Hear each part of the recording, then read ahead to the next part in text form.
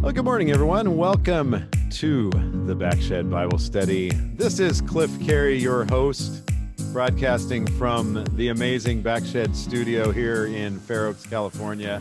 This is episode number 58. Today, Monday, May 17th. I can't believe it. I cannot believe it is the middle of May. And it is a beautiful cloudy day outside. I was thrilled when I woke up this morning and did not need to dress for warm weather. So anyway, it is sorry guys, we're gonna fix that. There we go. I want to welcome my guest today, Ian Dawson, joining me live up in Rockland, I think. Is that where you are, Ian? Yeah, I'm up in Rockland. Oh, fantastic. Welcome to the Backshed, Ian. It is so good to have you here. Thanks for having me. First off, fantastic radio voice. You should commentate sports. It's the best. Instead, I do a weekly show for our church, but it's fun. I think it's better. That's more of the Lord's calling on your life, right? For sure. Exactly. Do you know, Ian, I don't know if I ever told you this. I started college as a communication major because my mom told me I had a voice for radio and that I should go into radio. That's awesome. That's a true little fact there for you all out there. That's so good. Ian, this is fun to have you on here, and I'm going to tell all of my friends out there why, because I got to meet Ian, I'm going to say probably 7 years ago. No, I'm going to say 6 years ago, actually, when you were a lead counselor at Hume Lake for the summer. And when we took our students from Sunrise up there, our kids had the privilege of having you as their lead counselor, which is the lead counselor kind of oversees several cabins of kids from all different churches. And we got to know you, keeping an eye on our students and making sure we were behaving, and then coming in and spending some time talking to our students and telling them about Jesus and just all kinds of good stuff. So we got to know you about then. I think it was about 6 years ago, if I remember correctly. And I had heard of you previously. You had heard of me previously? I had heard it. Well, because obviously you had worked up there. So because when you came up, like leads were you got to to a degree, pick what churches you had. And I knew Sunrise because my parents were going there at the time. That's right. And so I was like, oh, I want Sunrise. And then Rachel Kloss was like, oh, Cliff Carey, you got to watch out because he knows all the ins and outs. I was like, all right, great. Keeping me on my toes. Right, because I used to be the position I had at Hume was overseeing all of you, what would have been you then. So that was it was the funnest thing ever for me, because I intimidated the heck out of you guys because they're like, is he going to go tell Rachel something I'm doing wrong or whatever? But oh, for sure. It was a lot of fun. It was a lot of fun. And then you're from here, and your parents, Greg and Sue. Did I get that right? Yeah.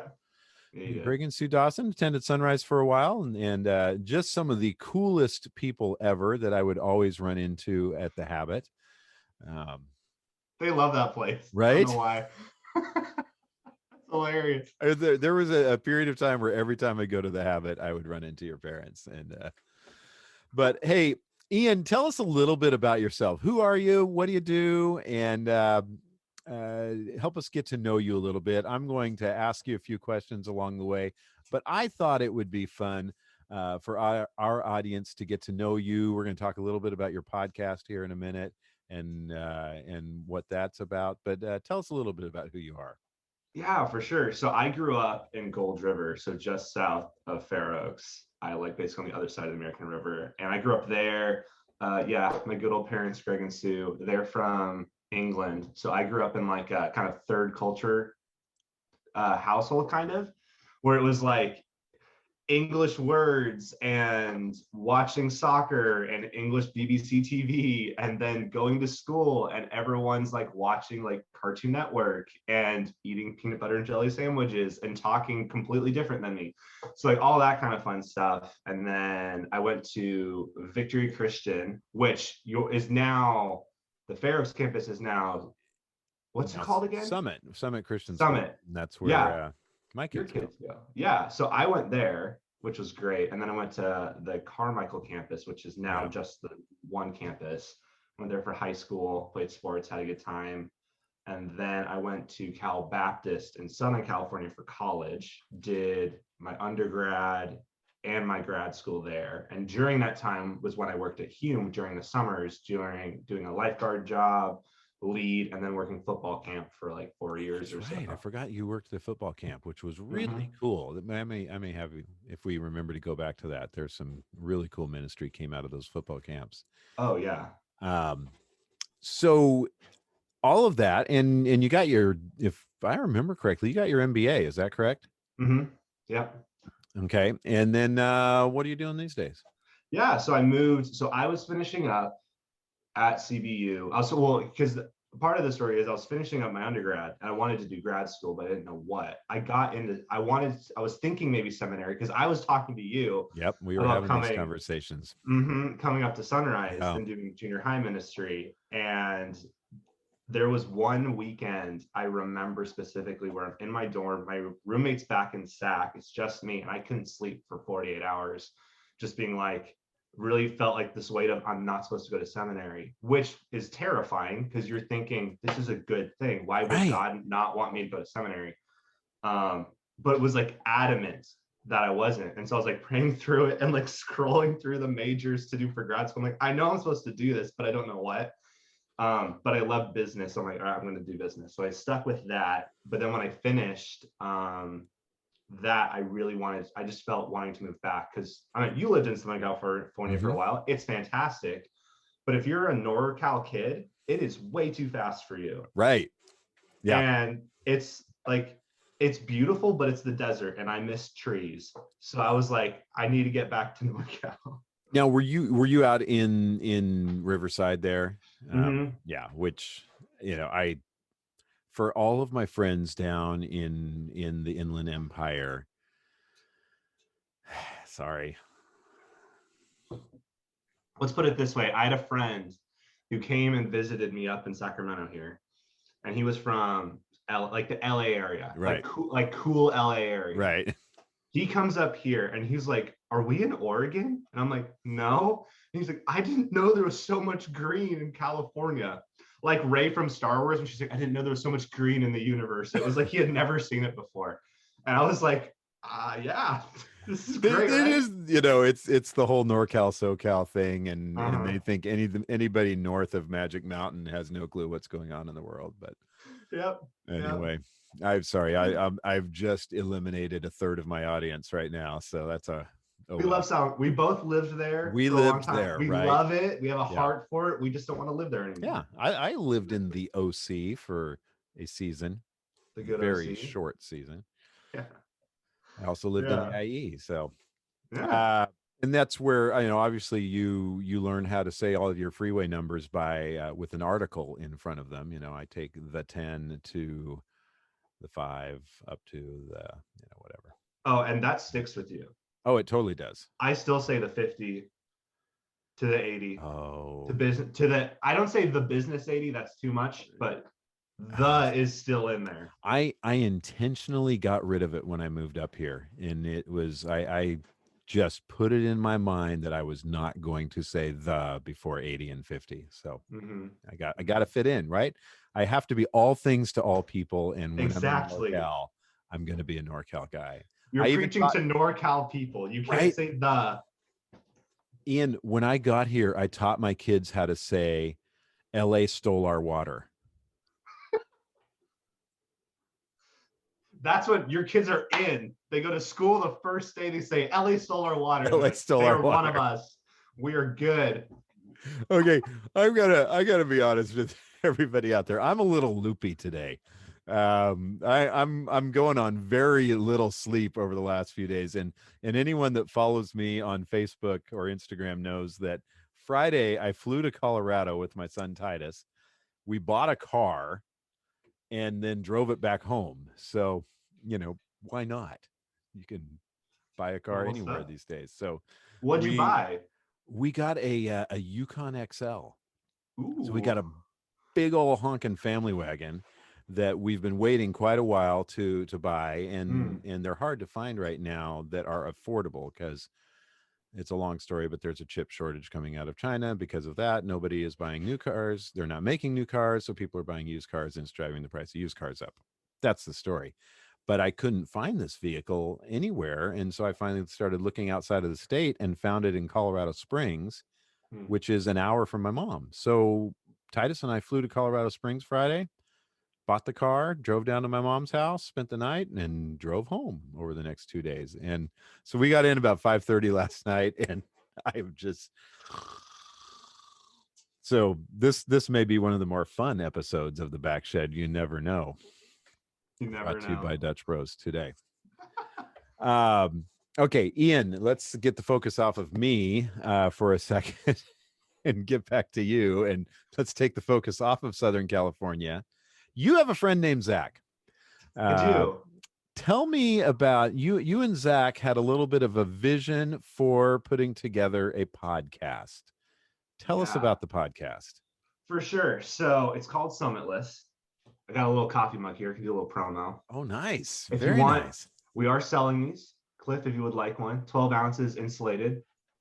Fits in your car cup holder. Fantastic.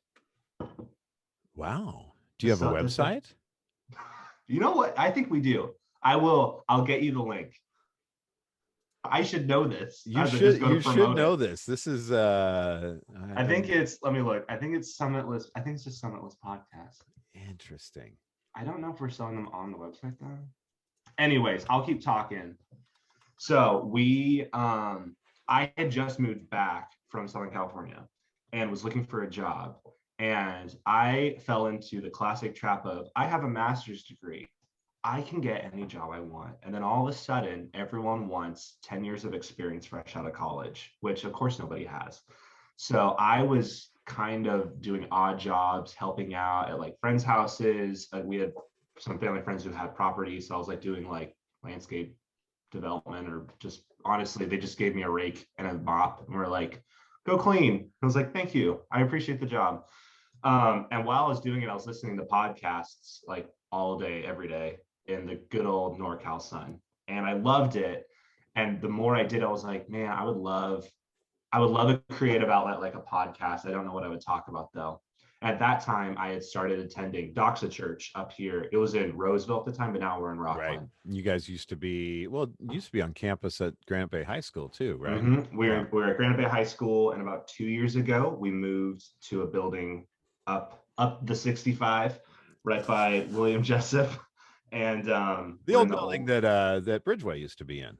Mm-hmm. Yeah, so we're in there now. Yeah. But I started helping out in the youth group because I've always loved the youth ministry, and so the youth pastor there, his name's Zach, and we kind of just hit it off talking about, because he had done his master's degree.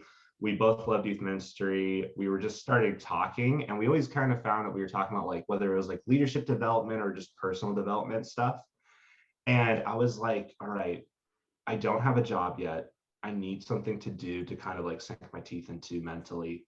And it was like, it'd be fun to do a podcast. So I approached Zach and was like, hey, I have this idea. What if we did a podcast that was on like leadership or just personal development? We talk about this anyway. Whenever we hang out, we talk about this. What if we did our own podcast? He was like, oh, I really like that. What would you call it? And I was like, let me get back to you. At the time, I was rereading Great Divorce by C.S. Lewis. And I love that book because as a kid, heaven freaked me out. It was because I was like, it just, in my opinion, as a child, not understanding anything, I was like, it's just this void. Like, I'm just going to sit in just like the void the rest of my, like for eternity, which is terrifying, which is obviously not what it is. But for a child that truly doesn't understand that, like let's rest here for a second. The concept of heaven can be very daunting.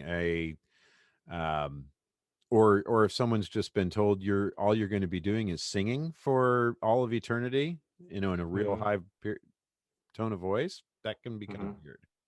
Yeah. Or like if you're an introvert and you're like, I'm going to be with people for the rest of eternity. Right. That's a lot. So, there's a lot going on there.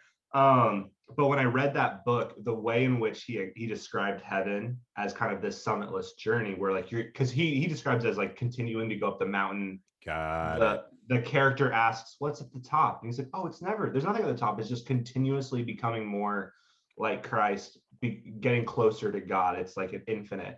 For some reason, that was very comforting to me as like a junior hire. And I love that book, and I was just rereading it, and so I was like, well, if you take that same logic and theology, then obviously, you know, the theology that like our life with Christ and like our eternal kingdom starts here while we're on earth. Well, then we're on that journey right now. Hmm. In that case, I was like, well, okay, then we shouldn't. And then, you know, like you're fresh out of college and high school where people are talking about, oh, they peaked in high school, or you see that guy who was like the top, you know, he like got homecoming whatever and was like MVP, and then he's kind of like hit his cruising altitude. Or college, same thing. Right. Like, I don't want to be that guy. And it's like, well, we're never supposed to peak. As Christians. We should be growing in our, you know, in our relationship with God, our theology. That is so good. So with that, it was like, okay, this is a podcast where we can talk about, as Christians, we can talk about developing ourselves, whether it is theologically based or just like, how do we communicate with others better? How do we rest better? How do we just optimize our time? And so it was like, oh, this would be a cool topic where we can kind of hit anything in the realm of this is going to make us better Christians, better parents, better students, better professionals, and we can just keep growing. So from that, it was like, we should do this thing. So we kind of came up with this logo then where it's kind of like it's basically a summitless mountain where it ends up in the clouds. You don't see the peak kind of thing. And that was kind of, from that, it was kind of born from that. And then we're like, all right, let's just get started. And kind of just started doing that kind of thing. Nice work. Very nice work. Yeah, I love it. I love it. I love the depth of thought that went into that, Ian. Seriously, because, you know, especially C.S. Lewis. You're a big fan of Lewis. I like Lewis. Okay. He makes you think. Yeah. I probably, to be honest, have enjoyed his fiction more than his the others. I mean, they're easier to read, that's for sure. You get into Mere Christianity, that's a thick swamp. Right. It is. It's a thick swamp that I've gotten into a couple of times and had to swim my way back out. But because I wish I was a deeper thinker than I am. It's so funny because I'll get with, you know, old friends that went to college with me or whatever, and these guys start just like digging hardcore deep into theology and things like that, and I'm like, let's go sit somewhere and talk about life. Yeah, I get that. But for sure. I shouldn't be saying this in front of my people at Sunrise. They're like, like this? Our pastor is not. Who's this? Thinker. Our pastor doesn't like theology. Want to talk about God? Yeah. Not true. Not true. I love God. No, I can vouch for you. We've had many a theological conversation. Yes, we have. Okay. You helped me through more than one difficult patch for sure. Thank you. No, it's been a privilege. So, okay, so let's. What are you doing these days? I mean, I know what you're doing, but just leading question. Yeah. Yeah. So so right now I work at William Jessup. I do, to sum it up simply, I do IT. I do a lot of data analytics, kind of the nerdy side of business at the moment. So for an introvert like myself, it's fantastic, but I also get to oversee about 15 student staff. So I get to do kind of the ministry side of it. I get to scratch that itch by overseeing some awesome students and doing that. So that's what I do for work. And then I'm also do the podcast.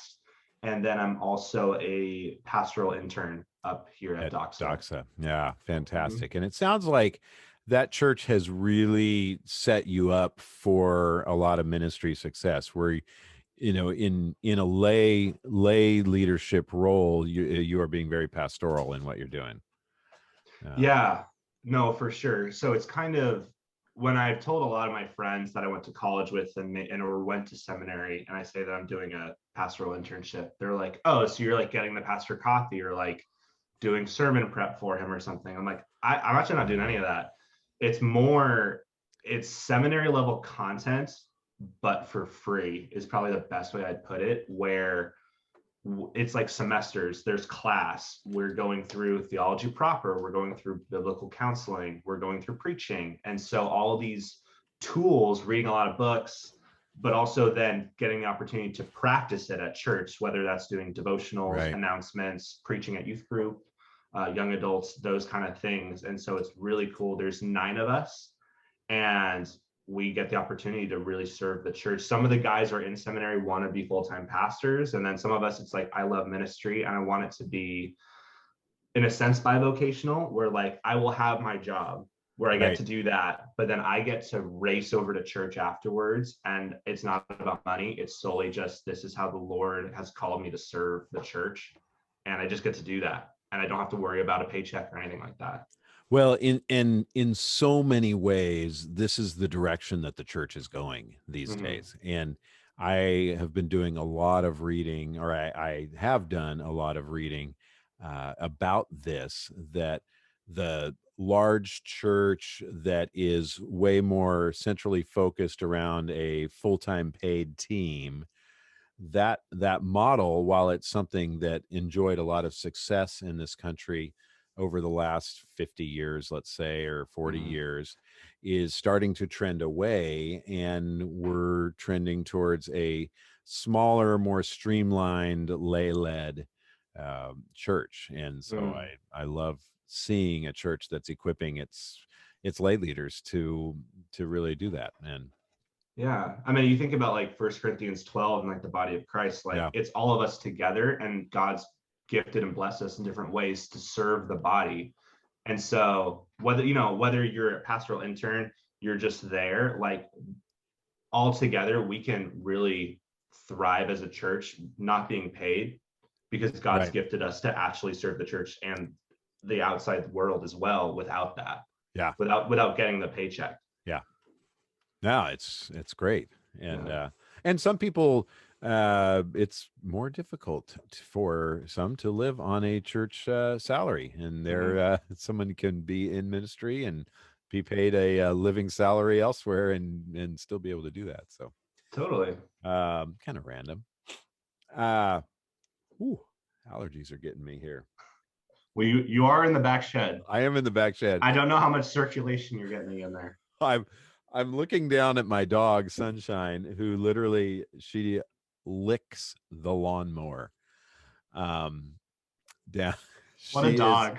She is, the same way like dogs would kind of groom each other or whatever. Like she's grooming the lawnmower right now down there, getting it nice and clean. She's pulling her weight, is what she's doing. She's doing her chores. Oh my goodness gracious. I missed this dog over the weekend. Okay. Let's transition here for a second. Tell me, or tell us, what's God been doing? What's God been teaching you lately in your life, and even any places in Scripture where He's been leading you or teaching you through? Yeah, for sure. I was trying to right before this, because I was thinking about it. I couldn't find the exact reference. So you as the pastor can help me with this. But right. I think I got Google right here too. You have the modern day Bible search. Right. It's not what is it? A sword test? What was the thing you do in Sunday the school? sword test. Instead of a sword test, it's a Google search. The sword drill. Yeah. I think a big thing for me has been, I think it'll be the case for everybody too. Something that I've been learning though is, life is not easy, especially as a Christian, because God is molding us and making us more like Him, which means that there's bits that He has to cut off. Yeah. Whether that's like the surgeon idea or, the metaphor of like, metal having to be melted down and purified from like ore or something like that. So life's not easy, and it's not meant to be easy. And it's actually a good thing that it's not. Yeah. Because it draws us back to Christ, but it also purifies us as people. But obviously that doesn't make it any easier going through it. But with that, there's this comfort of, God knows everything. And as Christians, we know that because we're saved, the greatest example of love is that Jesus died for us. He died for us. Yeah. He's earned our love and affection and trust in that alone. And so when we go through hard times, it's not that he's like, oh, you know what? This would be just a good challenge for them to go through. It's literally like God's looking at it like this is the absolute best thing for them to go through. Right. Which is hard to hear when, for me, and honestly might have not been as hard as some people's, where I'm like, I move back, I can't get a job, or I have a health issue at some point, or being a young guy in college going through breakups and you're like, why, all that nonsense. It's not nonsense, it's real. But you look back and you're like, God had a plan. But in all that stuff, if you can look at it objectively and trusting God and saying, this is literally the best thing I could go through for my relationship with God and for me to be a better person. Like, he loves me so much that he actually put me through it. If he loved me less, he wouldn't have put me through it. And if you can get to that point, you're first off, you're going to be far much better. You're going to be thankful maybe for what you're going through. You're going to be a better witness for everybody out there, but you're going to get the most out of it too. Right. And it totally takes people. I mean, you could go back to Lewis on some of this conversation, but it tackles that question about the problem of pain. Mm-hmm. And the refiners. I mean, we call it the refiner's fire. I had an old friend on here back, I think about a year ago, Joel Weldon, who he talked about the illustration that came over him was the rocks that are continually getting tumbled in a river or whatever, and they're going from these rough edged rocks and becoming these smooth, very smooth river rocks, and that's from refining that happens as all of the elements go over them. I think also of the sculptor chiseling away at something that might look at a piece of granite or a piece of whatever it is that they're going to use for sculpting and say, all right, this has some potential amazing beauty. I'm going to take it and really clean it up. And that's what God does to us, right? Mm-hmm. Oh, for sure. Oh, and it's so painful. Oh, it's so painful, but it's so good. And it's obvious. It's nicer when you get older, because I almost joke about this now because I'm only 26. I'm not an old person. So I always say, like, in my vast life experience, which is none, the few times when I've been really frustrated or been in that season, or like, the dark night of the soul or whatever. Right. And then it comes out into the daylight and you're like, oh, that was actually really good for me to go through. Right. But when you can look at those objectively, and then then it kind of ramps up to the next level, you can look back and be like, well, God brought me through this.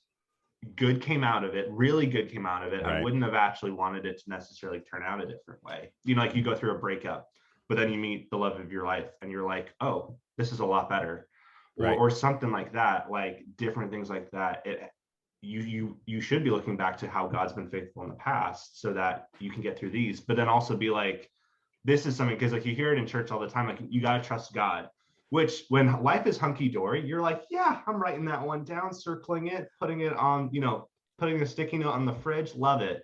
But when you're going through it and you remember that, and then you're like, oh, this is when it actually counts. That's the hardest time to do it, but that's the moment, like the real deciding kind of tipping point of it. Like if you in that moment are like, okay, I'm going to trust God, even though, my body sensors are like alarms are going off and all this nonsense, but I know God's good amongst this storm. That's when the most good can come out of it. Right. And I remember personally, before I came to Sunrise, I had left Hume, and I didn't have the easiest departure from Hume. Wasn't 100% on my terms. It was 80. But the place where I went after that, I ended up not having my own terms for departure. And those are things for a man that are brutal on your identity. Losing a job, for instance, just kicks you in the tail. And and I'm sitting there, can I provide for my family and all of that? Well, if it wasn't for going through those, I don't know that I would have ended up here at Sunrise.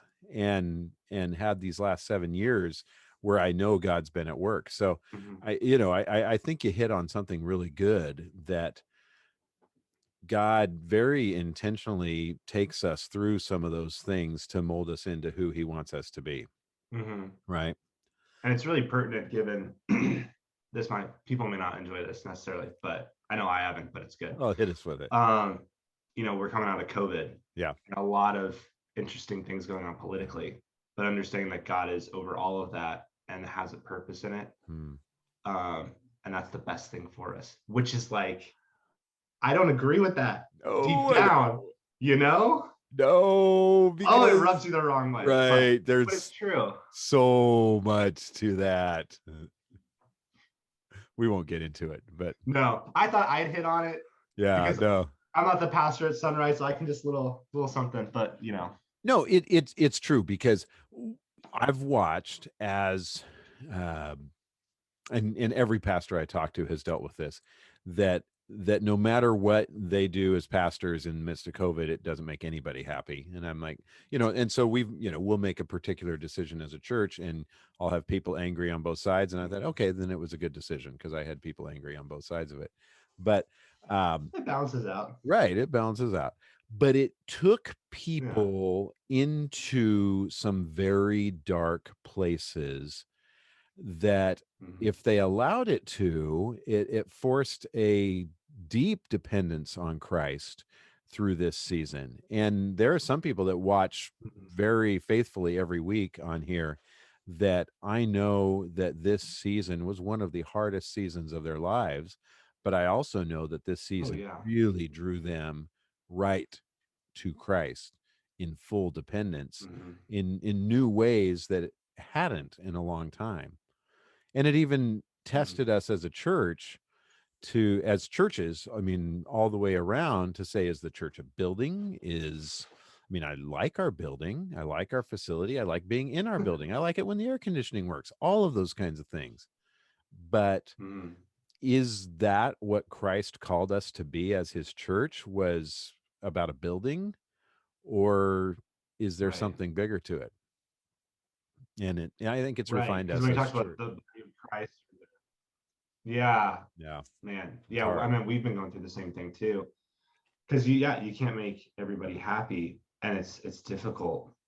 Um, but there's like you were saying, there's a lot of good that comes out of it, but it's not easy. And praise God for the people that listen faithfully and are working through it because it's difficult, Right. Um, because there have been, whether it's, people have been like, I'm done with this whole thing, or it's like COVID's bothering me, or it hits really close to home for me. So I don't want to go in person, but I'm going to faithfully listen. Like that is faith, and that is trust, and that is still Right. being part of the body in a wonderful way. Yeah.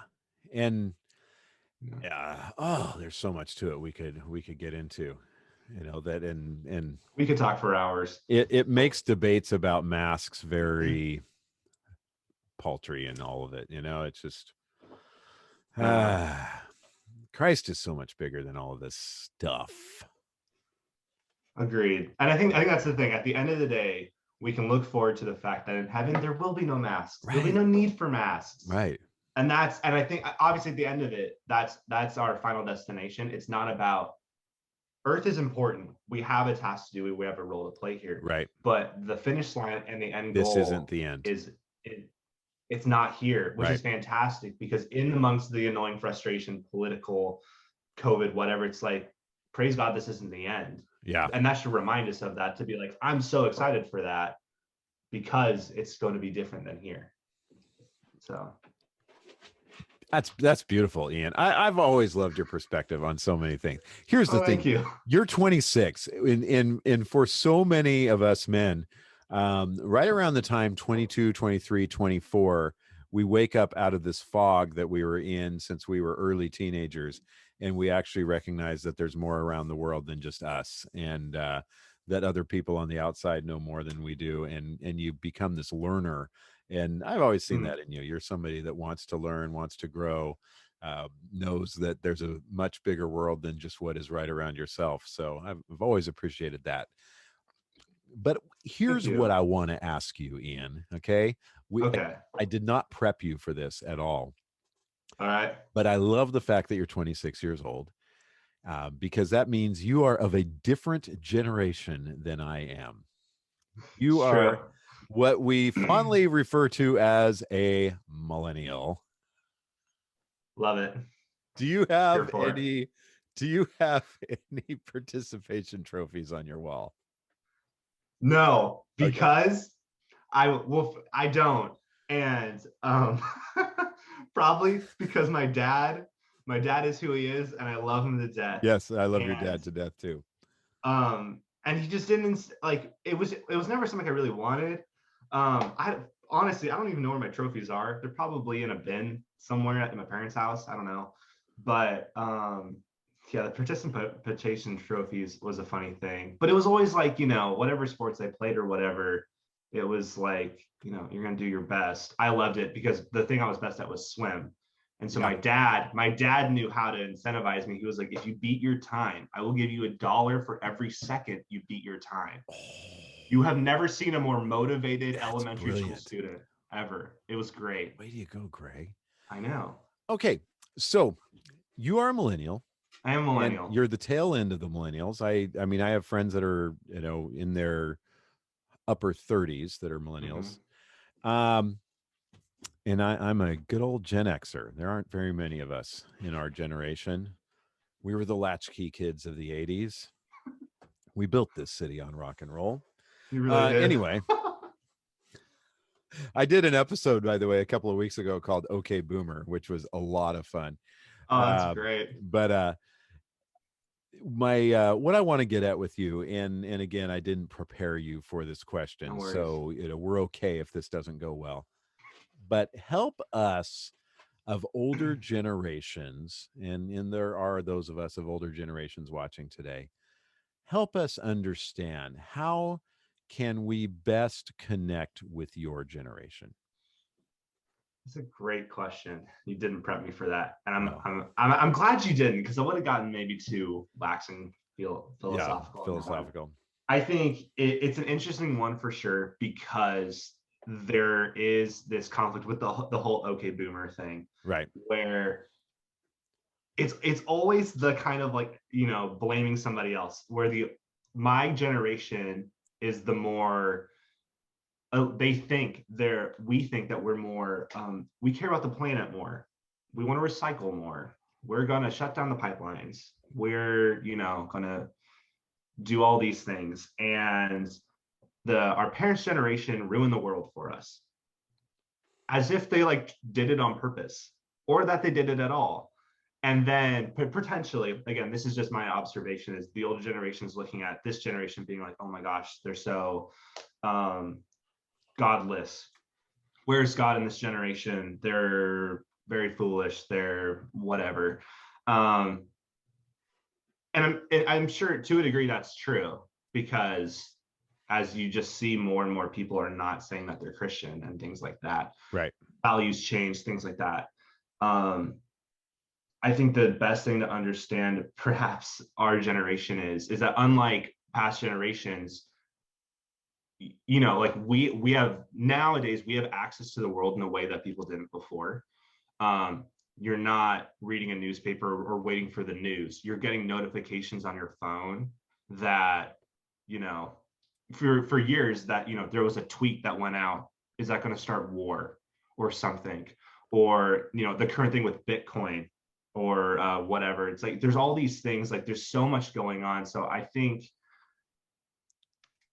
the biggest thing for my generation is maybe having a little bit of grace for our generation because they're looking at way too many things. We're way too focused on Yeah. Twitter, Snapchat, Instagram. How many likes are we getting on a photo? How's my LinkedIn profile? How does on Instagram do I look successful and happy?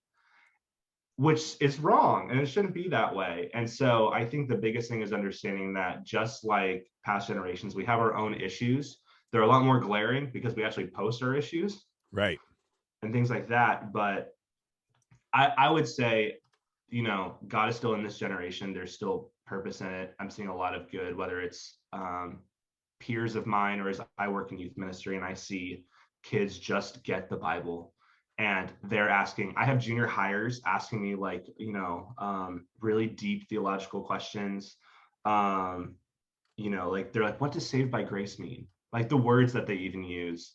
Or like one kid was like, what are the 5 points of Calvinism? And I was like, oh, let's talk. Like Well, I junior think you're junior onto hires. something there, because I think people in your generation and the Z's coming up behind aren't afraid to tackle some of the harder concepts that when I was younger, we had the simplicity in life Mhm, that, I mean, this stuff, it just didn't exist, right? We mhm, we didn't have real-time news or anything like that, 24-hour news cycle. We didn't have a device that kept us so interconnected with everything going on in the right. world. And but with that also, it meant we didn't know some of those things going on, so we didn't ask some of the questions. Where I've seen students, I think you're onto something here, ask much harder questions about things that they wouldn't have tackled until college and after. And they're doing it in middle school Mhm, and high school now. And for that's sure. not I mean, and necessarily a again, bad like thing. it's not. And I think the big thing is that perhaps the things that are looked down upon my generation and the ones that are coming is that they are consumer based. They want to take Right. in media and products and whatnot. So if that's the case, if they are like hungry for information and whatever, feed them good information. Mm, So like for example, a lot of our students kind of got turned on to the Bible Project, and so they're just watching YouTube videos to understand right. cultural My kids love relevance it. of the Bible. So then kids go to youth group and understand the point in time in which Paul is talking, who he's talking to, why he's saying it. And so like there's things like that where like they're then coming to, because they love content, they love YouTube videos, they want to learn things. And then if they're consuming that, they're going to get a kind of like an itch for it, just like they would for, whether it's like Minecraft or words you're going to Minecraft, TikTok, Yeah. whatever. Yeah. If they start to consume the gospel and theological topics like that, that's going to be what they hook onto. And if they start thinking about that in junior high, that's going to trend and they're going to remember that. So I think that's a big thing, is obviously like understanding that. I think you're totally onto something there. And whether it's Gen X, or I'm sorry, Gen Y or Gen Z, um, I I think they are much more open to way deeper conversations, and can handle the content. And they don't want it. They Mhm. don't want Christianity to be sugar coated, right? They're not Yes. looking, Oh man, that's so true. right. They're not looking Mhm. for the attractive wow. They want to know what it's really about. And in so many ways, I think they want to know that there's something worth dying for. There's something worth living for. Mhm. Um, and Right. Because again, I have junior hires that understand what recently happened politically and right, also racially, right, because it's on their phone. So the whole thing of the world is this great big wonderful place has been popped by the moment they get a phone. right, If that's the case, they don't want anything sugar coated because they already know the world's bitter. So they don't right. want the sugar because they already know that that's not the case. So they're just going to discredit it at Well, that point. and there has always been a bit of a popular notion that the world is evolving into better and better, and it's very apparent right in front of you that it is not. It is getting more and Yeah. more chaotic. The One of those laws of thermodynamics is coming into play there, but Yeah. The law of entropy, everything just that's moves right. towards destruction or More something like that. chaos, yeah, Mhm. and I believe it. Ian, Yeah. this is good. This has been good. I mean, This is time flew. good. We're at 10:45, which means that's when I need to shut my trap and let people get on with their day. Um, Oh, yeah. but I've Man. really enjoyed this. This is a fun conversation, and I appreciate you helping us get some more insights. I love Angie says, thanks for the insights for both of you, discussing helping understand our millennials. So yep. And Yeah. I love that Donna. She's like, "How wonderful! I just had a felt board in Sunday school when I was a kid. We had the Hey, old flannel felt boards. Oh my gosh. Yeah. I love the flannel board. I remember photographs, right? Jesus and Joseph and Peter were all Right, the right up same there on guy. It the. was fantastic. Now we just have cool graphics, But Mm-hmm. anyway. Yeah. Yeah. Thank you very much, Ian. This has been fun to have you on here. Just a fun conversation amongst friends, uh, and literally, I don't know, when was the last time you and I got together? It was probably 3 months ago or something. We sat down in my office and had lunch together, and Mm-hmm. It was a I while don't know, back. time flies. But this is kind of the conversation like Ian and I would have. So I felt like you just got to hang out with us today. It was Uh, very uncut. Probably very because you're tired and it's a Monday morning for me. right, exactly. I'm sitting here looking through my pictures from my trip, going, "What pictures could I show everybody of our trip?" Love Uh, it. but let me pray for us, and I'll get into a couple more announcements before we go. Father, thanks so much for this beautiful Monday as the sun has finally come out.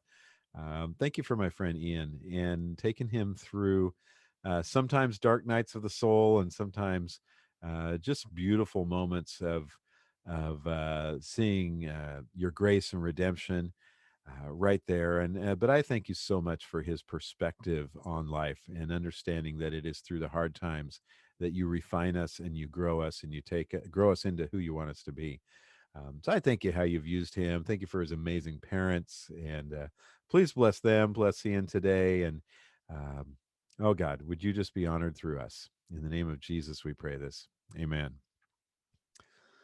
Well, again, thank you, Ian, for being on here with me. For all the rest of you, next week, our guest slash, I believe I'm going to have two people on next week. It's going to be Ed and Sandy Fuller, or maybe just Sandy. We'll see. A couple of pieces of trivia for Ed and Sandy. I got my dog from them. So that's where we got sunshine. But the bigger story is they are going to tell the story of losing everything in the Thomas fire in Southern California 3 years ago. So they were lost their home, everything they owned, and got out with their lives, and are going to tell that story and how they saw God faithfully walk with them through that season. When I asked them if they'd be willing to tell the story, they said immediately, absolutely. Anytime we can tell a story of God's faithfulness, we want to tell that. So that'll be next week on Backshed. You don't want to miss that. Ed and Sandy Fuller right here. And oh, yes, Luke teased out Pastors Live on Wednesday.